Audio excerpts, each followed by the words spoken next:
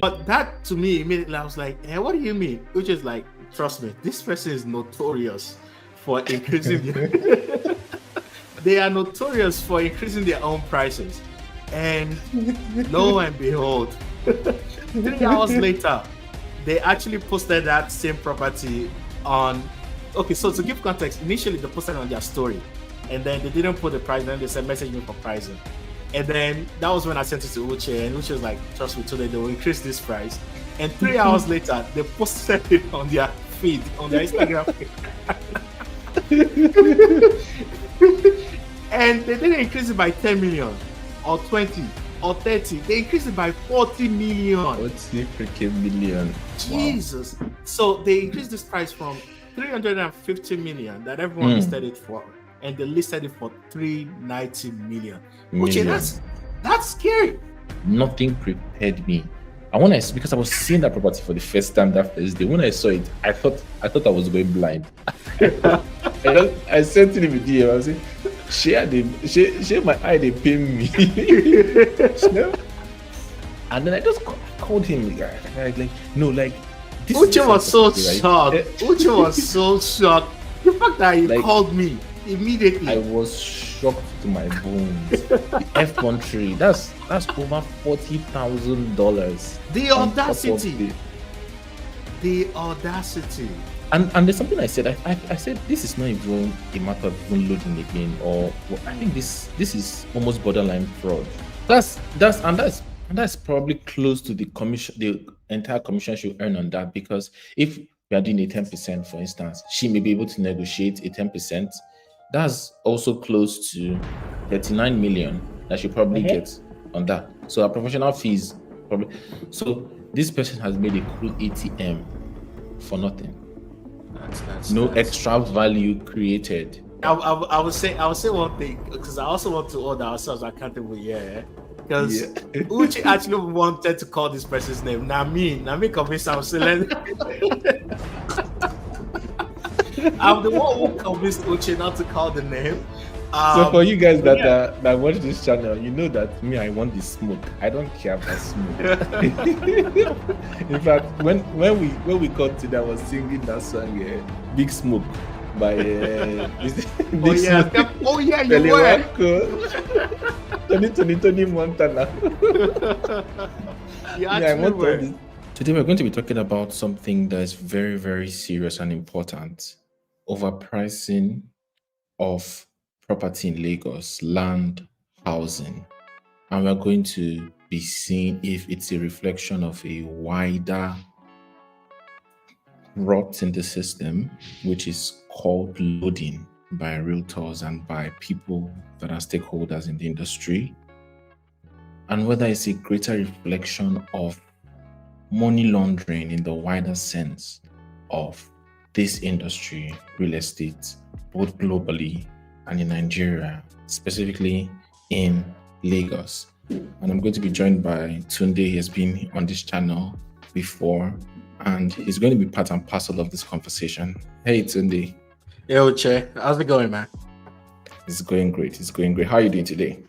Not bad. I'm very glad to be here again. And, today it's a serious one today. It's a serious one, and also a very, very interesting one. And hopefully the viewers are able to catch some cruise with us as we explore this topic of prices and houses in Nigeria. I think it's an interesting one for sure. Yeah, it's crazy. As an investor, both like in Nigeria and also in diaspora, Canada specifically, and in the US, what do you think, comparing this market and especially the Lagos market?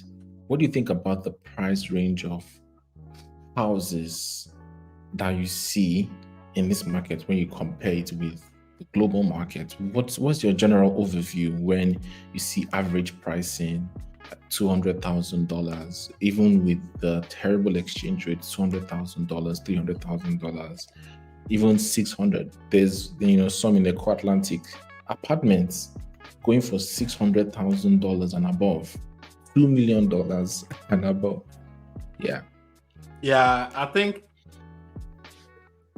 man, if I could compare, right, I think the one thing for me that immediately I always ask myself every time I see houses and prices of houses in Nigeria is how did they come up with this price, right? And unfortunately, that question is usually left unanswered. Um, and I think that's the case for most average person that's looking to find that answer of how are you coming up with these prices and how are you Yeah. coming up with this listing price for these properties. When I compare to Canada as an example, right? At minimum, at a consumer level or at a buyer level, there are a lot of resources that's available for you to use where you can compare market trends and compare data from historical properties that sold, whether that's within your area or within the same kind of style of property that you're looking to sell, whether that's 3 bedrooms, 2 bath, a basement, whatever it is that your property entails. You have comparable prices that you can really and easily is the key word, compare those prices together. Where I think, in Nigeria, that level of information isn't easily accessible to us, whether that's as investors or just someone who's just particularly interested in the real estate market. And to me, that has been the biggest differentiator when it comes to trying to understand the pricing of the real estate market in Nigeria. And Hello, this is a break in transmission to specially cordially invite you to our real estate exchange program that is happening in London, United Kingdom. If you're a Nigerian in the diaspora, if you're a Nigerian that's been thinking about real estate, join me and Tunde, who I'm doing this interview with, as we come to the city of London to tell you more about real estate in Nigeria, to uncover how you can take advantage of it, and if you've already invested, to meet other people that are in this industry and learn more from them, learn more from developers, learn more from other investors like yourself. So I'd like to see you there with Tunde, who is also the founder of Nigerian Housing Markets, and the link is going to be in the description, so go check it out, and we'd love to see you there. Register and plan for it on the 8th of March. And Uche, you said one thing that I would like for you to elaborate on a little bit more, which is the idea of loading, right? You said you had mentioned that in your introduction. Yeah. Okay. So, funny enough, I didn't even know what this was till probably like 2 years into this industry. So loading is basically the listing price of this item or this property is 10 million, for instance. You go to a realtor and tell him, I'm willing to pay you 5 or 10% of whatever it is. But if you can negotiate a better pricing with the access to the clients that you have, because the developer doesn't have an official communication on that property and you're only going by what the realtor tells you, sometimes the developer gives them that latitude, that freedom to be able to do that, but sometimes they also do that and they come and tell the developer, we are adding 5 million on top of what the total cost of this property is. We are adding 6 million. Some even add 100% of whatever is, depending on the price of the property. Now, when the client is negotiated and the client sends that money to the developer gives them their commission based off of the agreed 10% of the 10 million. Whatever is on top, he sends it directly. And some real estate developers from Dubai, Denmark, they did call me, and it's funny enough. It's not just like a Nigerian phenomenon, but they started the sensitization campaign where they were saying that they do not accept that, and they were kind of frowning upon it as being unethical. But in the other sense, I've had some that even come to tell me, I'm not going to mention the name, it's also a Dubai developer. The guy literally told me that whatever I agree with my client, I can tell him and he doesn't have any problem. he will send whatever is the excess to me, and you'll be able to do whatever you do with that, and I'll also give you your commission. But the problem with this is that it now gets to a point where if it's 1 million, if it's 2 million, it's very unethical. But I mean, you can live with that. But people start getting greedy, and people start doing 20%, 30%, 40%, 100%, like I even mentioned. But where it now starts to even get worse, which I believe is one of the major reasons for the overpricing, is where you now start having long chains. So because most times these developers are willing to allow anybody and open the gate for anybody to be able to sell for them. The first, who is called direct mandate, who has the name of the the direct access to the property, he gets the deal. There is a second person involved. That second person involves a third person. So you're seeing sometimes chains of 5 to 10 realtors involved in a particular property. And now, usually, if you do sell, it will be divided into equal parts of everybody concerned. And this guy says, if this is a 10 million naira deal, and you divide it into 10 places, whereas I was supposed to be getting 10 million, I'm only getting 1 million. Then he says, what if I actually hit it to 20 million? Everybody else involved can get 1 million. I get my 10 and I go. And each person in the chain keeps on adding their price. And then you just have a whole mess.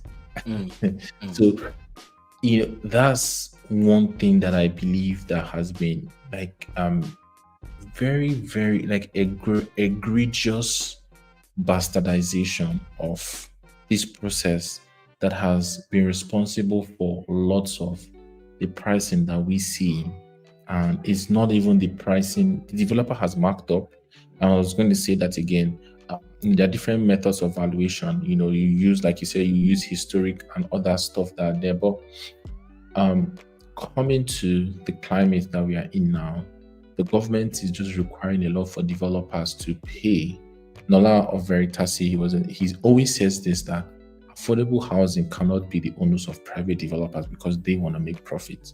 Yeah. So when you see the Lagos State government requesting for approval, registered survey, you're paying for all of these things, registered survey, registered layouts. They even recently they went to mark lots of properties in the Beduleke. Fence permits. You need a permit for a fence, and this is money. You're paying for all of this. You're paying for all of these amenities and all of these permits. The developer has to reflect that in his pricing. For sure. It must be reflected in the pricing. So it's a whole lot of factors coming together to just increase these prices in such an astronomical way. And I believe that is something that we need to look at with laser focused lenses to see how we can kind of mitigate this abuse and make houses actually more affordable. I mean, we know it's on the high side, but let people not be duped. Yeah, I know you. I think you explained that perfectly well. And the situation you explained is how we land in what's that Olamide song? Loading. That's it. That's how. That's it's an old song. Was that not COVID? That's when he released. That was his COVID. Yeah. That was his COVID hit. That was one of his biggest songs during that era, like 2021 or 2022. But that's exactly. Even though I think he was talking about something completely different. But that's the idea, right? Is when you start adding. Middle person on top of one property, and everyone is targeting along their own price tag, right? Even if you're using data, you lose track of at what point does the data actually reflect reality, right? And very, very, very, very funny situation that actually happened yesterday. I think you already know what I'm about to talk about.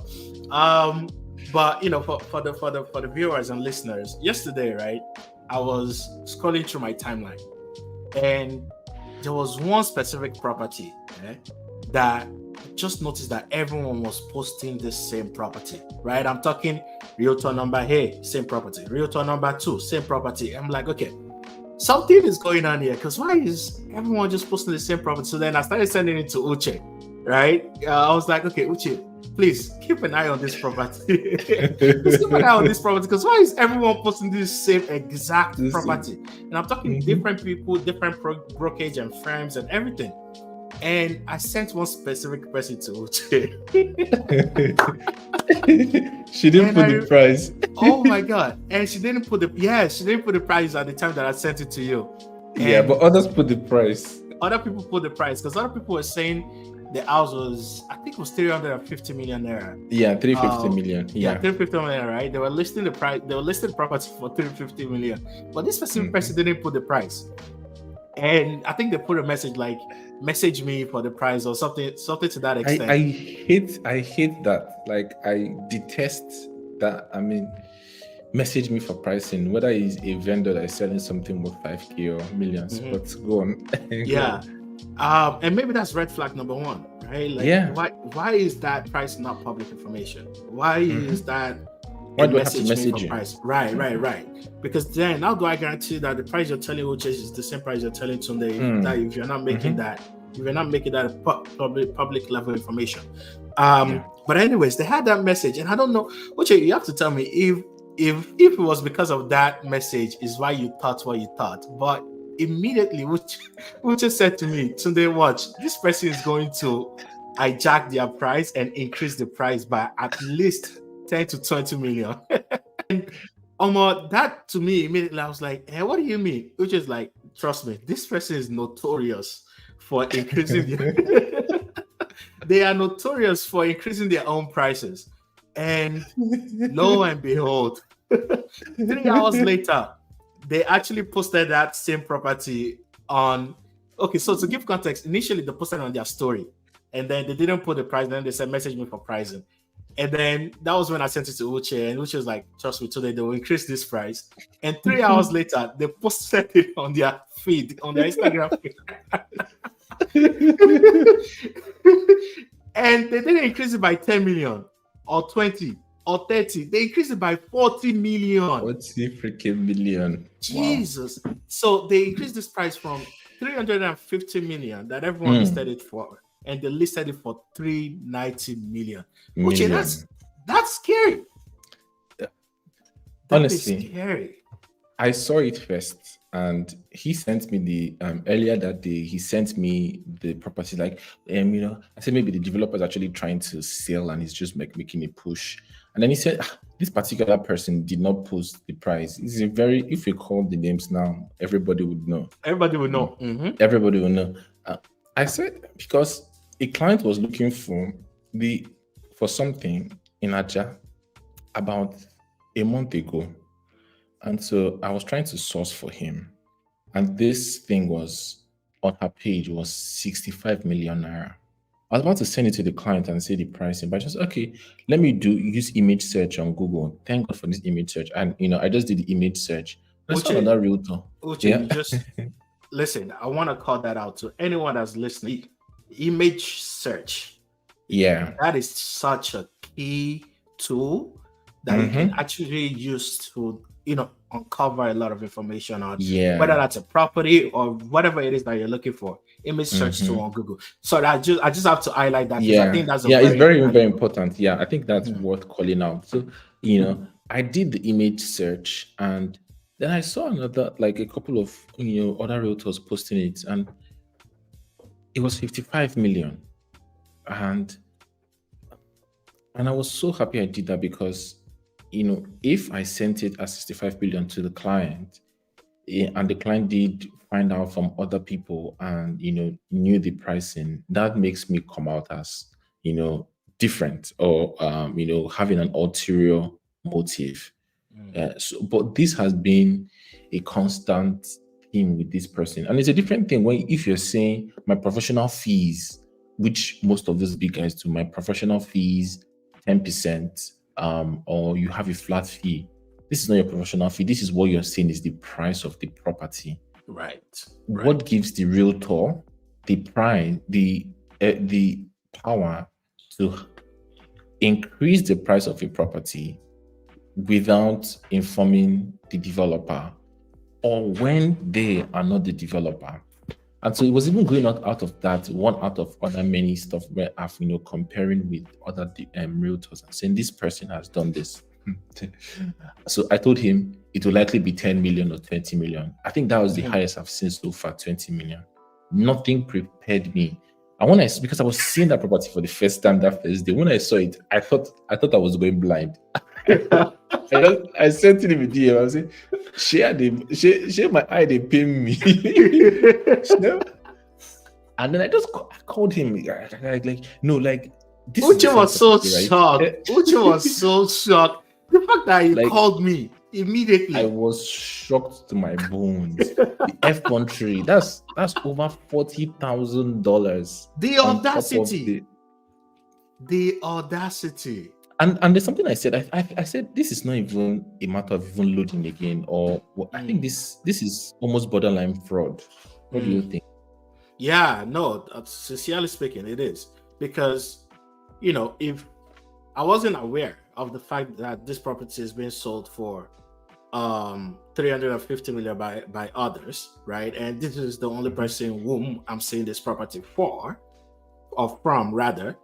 I'm paying that 390 if I'm actually interested in the property, right? Now I'm paying that 390 on top of whatever their professional fee is, to your point, right? So how do you justify the 40M? Like, how do you justify that difference in what others are listing this property for in comparison to what you're listing it for, on top of your professional fee? That is borderline.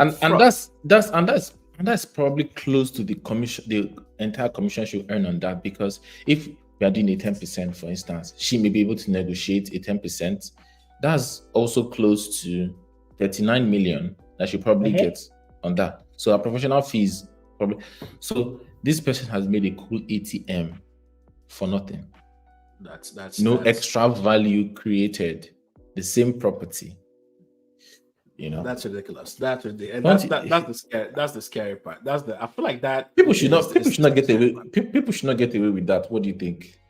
Yeah, we have to start calling these things out. And let me just be honest.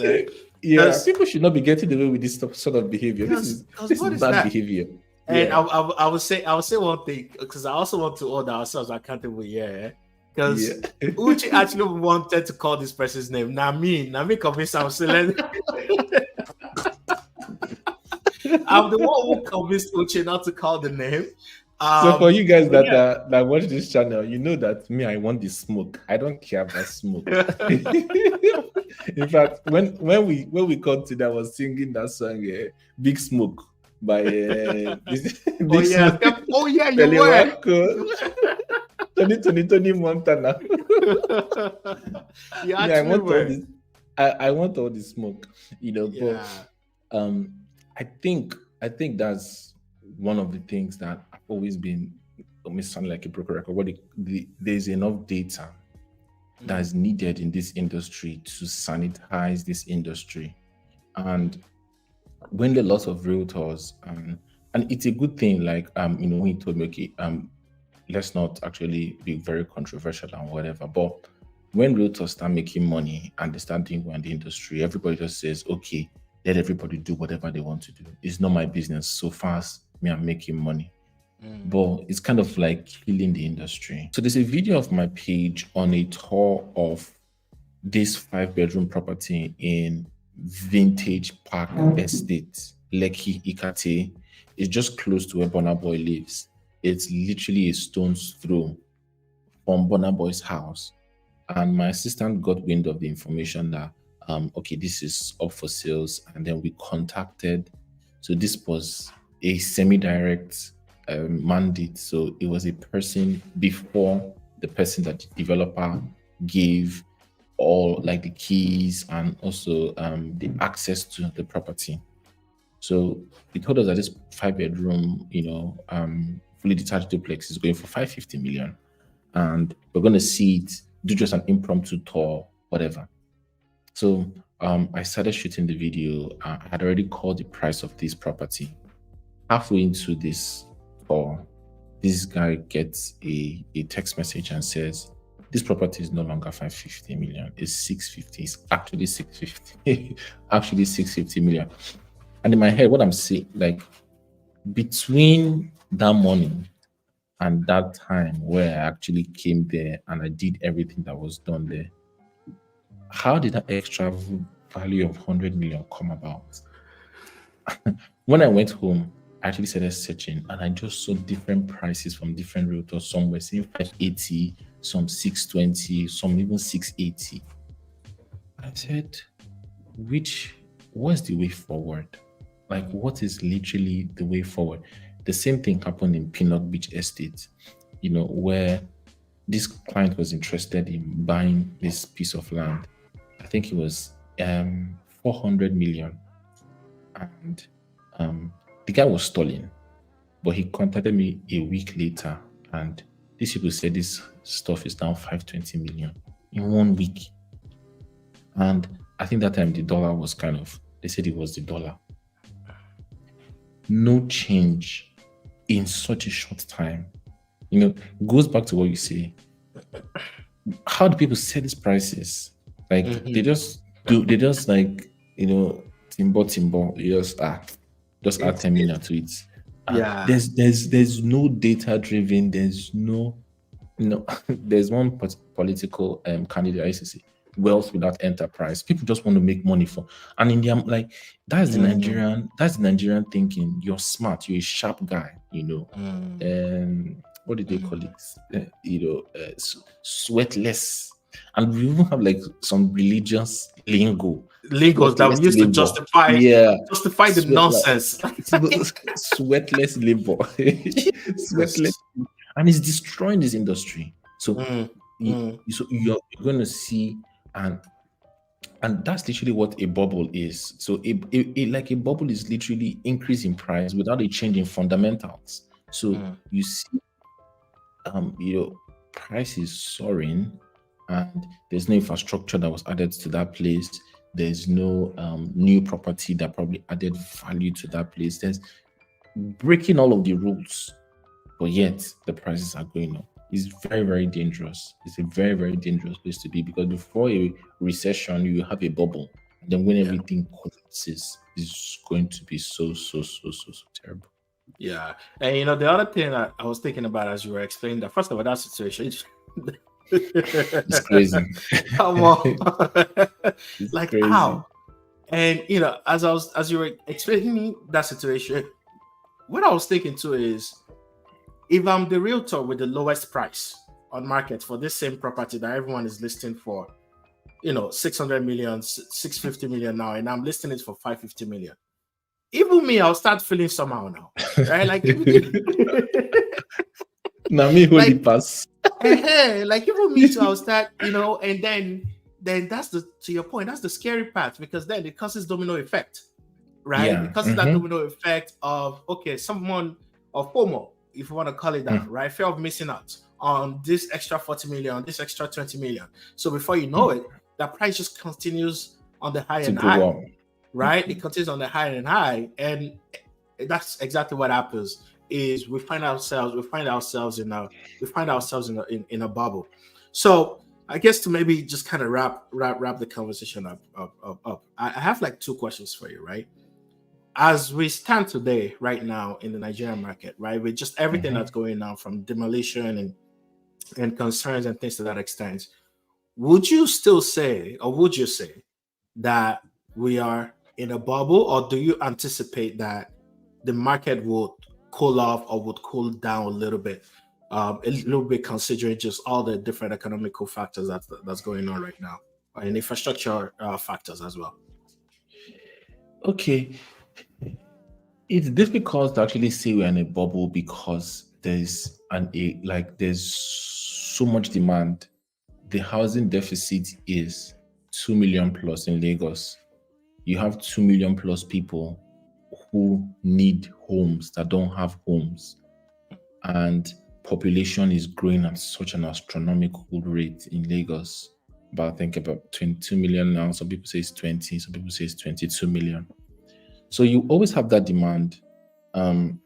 If anything, when the dust settles, I mean, there's this whole Lagos master plan that Lagos is trying to build, trying to clear up the waterways, trying to clear up drainages, trying to remove illegal buildings.